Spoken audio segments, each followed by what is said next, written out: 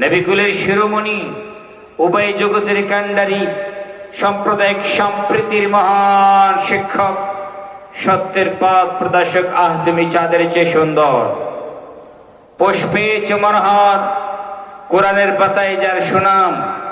আমরা একটু মহব্বতের সহিত জোরে সোরে সম্মিলিত কণ্ঠে বলি সাল্লাল্লাহু আলাইহি ওয়াসাল্লাম। সাল্লাল্লাহু আলাইহি ওয়াসাল্লাম।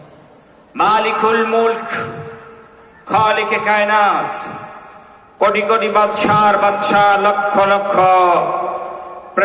প্রেসিডেন্ট, সুপার পাওয়ার, এই বিস্তীর্ণ জমিন ও আসমানের মালিক, সূর্য চন্দ্র তারকারাজির মালিক, নদ নদী পাহাড় পর্বতের মালিক, আরশের মালিক তিনি কে?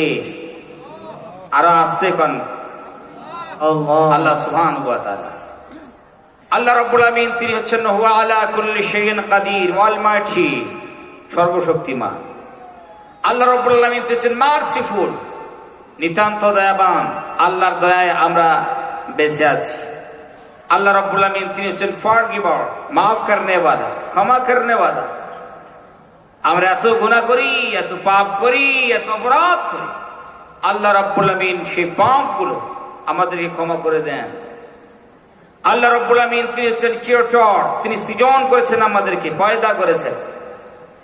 তো একজন মাবুদ আছেন, একজন ইলাহ আছেন, একজন প্রভু আছেন, এ কথা অস্বীকার করা যাবে না।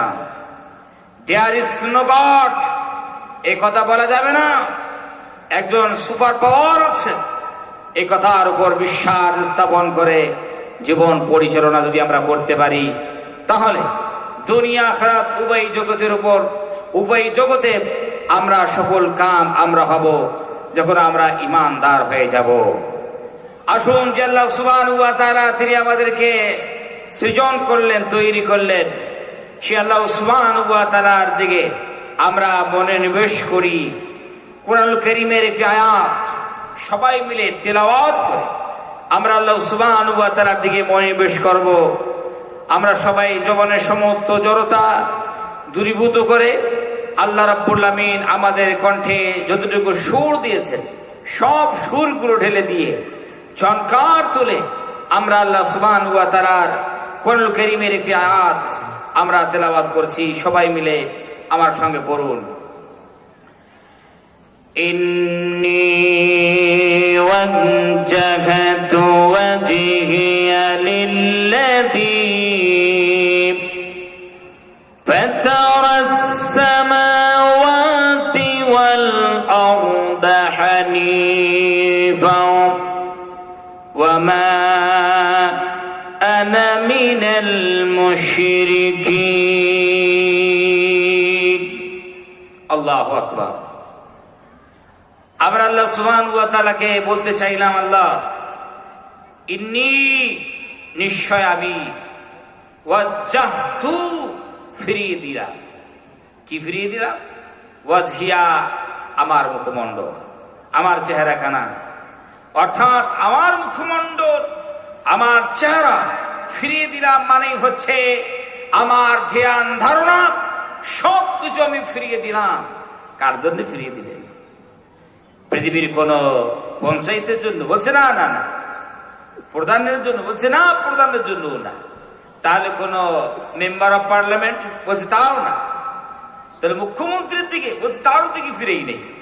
বলছে প্রধানমন্ত্রীর দিকে মনে হয় ফিরেই নেই। বলছে না না, প্রধানমন্ত্রীর দিকে আমরা ফিরেই নেই। ফিরেছি কার দিকে? লিল্লাযী ফাতারাস সামাওয়াতি ওয়াল আরদ, ফিরিয়ে দিয়েছি সেই আল্লাহর দিকে, সে আল্লাহর জন্য। ফাতারাস সামাওয়াতি ওয়াল আরদ আই খালাকাস সামাওয়াতি ওয়াল আরদ, যিনি জমিন আসমান সৃজন করেছেন তার দিকে ফিরিয়ে দিয়েছি। জোরে বল সুবহানাল্লাহ। হানিফা, এক সুহকার, একনিষ্ঠভাবে আমি ফিরিয়ে দিলাম। আসলেই কিছু আইন, কিছু আল্লাহ রাব্বুল আমিনের কনস্টিটিউশন ভালো লাগলো বলে আমরা মানলাম, যা ভালো লাগলো না তা ছুঁড়ে ফেলে দেবে এমন না। এক সুহকার একনিষ্ঠভাবে আমি আল্লাহ সুবহানাহু ওয়া তাআলার দিকে আমার ধ্যান ধারণা ফিরিয়ে দিলাম। আল্লাহকে বলতে চাইলাম, আল্লাহ ওয়ামা আনা মিনাল মুশরিকিন, আমি তো শিরিক করনেওয়ালা নই।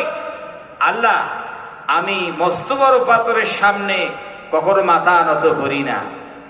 পুরাতন একটা বৃক্ষ, ওই বৃক্ষের সামনে কখনো আমি সিজদায় লুটিয়ে পড়ি না।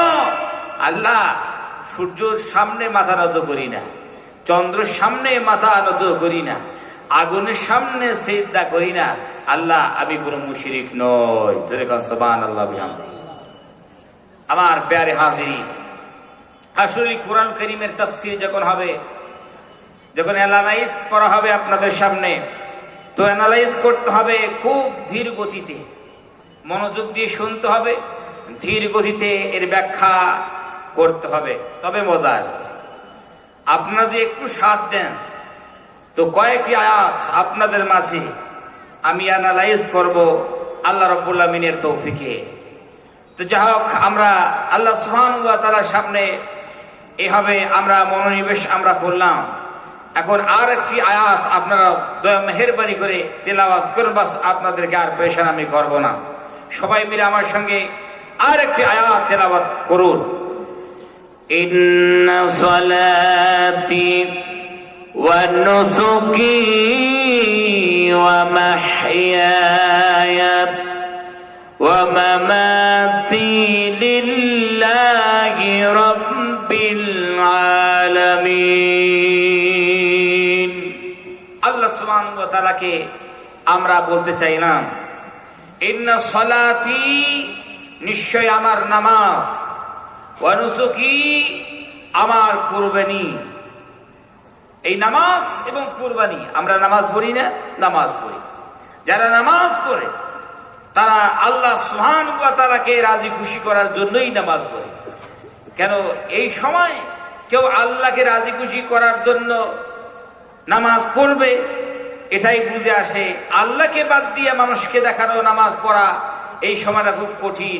কেন এত সময় ব্যয় করবে বা 5 ওয়াক্ত নামাজ পড়বে? হ্যাঁ, ব্যতিক্রম তো আছেই। তো আমরা নামাজ পড়লাম আল্লাহ সুবহানাহু ওয়া তাআলাকে রাজি খুশি করার জন্য, কিন্তু এই নামাজের ভিতর আইন কার চলবে? ধরে কোন? আল্লাহ রাব্বুল আলামিনের, ঠিক কি না? আল্লাহ সুবহানাহু ওয়া তাআলা যেভাবে আমাদেরকে নামাজ পড়তে বলেছেন সেভাবে আমরা নামাজ পড়ি।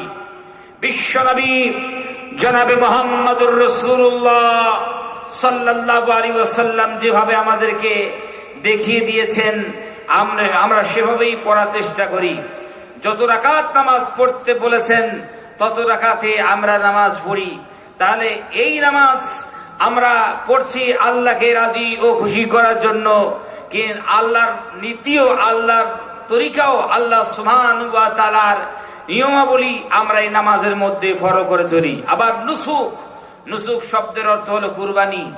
এই যে আমরা কুরবানি করি, এত টাকা দিয়া, পয়সা দিয়া, সময় ব্যয় করে, বাস একটাই উদ্দেশ্য, যেন আমার আল্লাহ রাজি হয়ে যায়। এই যে কুরবানি, এর মধ্যে যা নীতি আছে, রীতিমালা আছে, যা সুন্নত আছে, আমরা সেগুলো ফলো করি। কোন মানুষ যদি মনে করে, হায় রে, টাকা দিয়া আমি গরু কিনেছি, সময়ের অপেক্ষা করেছি, কিন্তু নামাজের আগে এখনো ঈদের নামাজ হয়নি, তার আগে কুরবানি করে সবগুলো গোশত ফোশগুলো সাজাইয়া আমি বাড়িতে দিয়ে চলে যাই, নামাজ পড়ে এসে খাওয়া দাওয়া করবো, জোরে কন্ত এর কুরবানি কি হইবে? নামাজের আগে, কুরবানির সময় হওয়ার আগে কুরবানি করে ফেলেছে, এর কুরবানি জীবনেই হবে না, আল্লাহর দরবারে কবুল না।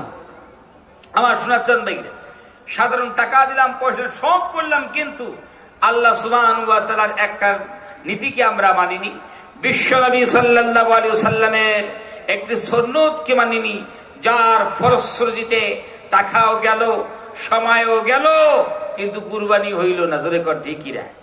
এখন দেখেন আল্লাহ রাব্বুল আলামিন আমাদেরকে কত সুন্দর করে শিখাইয়ে দিয়েছেন, বান্দারে আমি রব্বুল আমিনের সামনে এভাবে কথা বলবি যে আমার নামাজ, আমার কুরবানি, আবার মাহইয়ায়া ওয়া মামাতি, মাহইয়ায়া আমার জিন্দেগি এবং আমার মরণ।